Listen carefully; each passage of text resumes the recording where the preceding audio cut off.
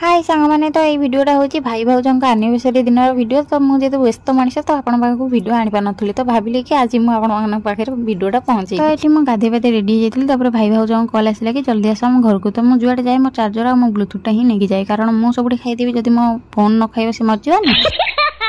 तो तापर मुझे भाउज घर साइकिना पहुंची जाइली तो मुझे आगुरी भाउज मझिया दीदी भाईना और पुत्र पलि आसते तो भाईना बनई आज चिकेन तो चिकेन कषा आमको देते आम समस्ते खाईदेलु चिकेन तरकारी हो सारापर भाउज आम समस्त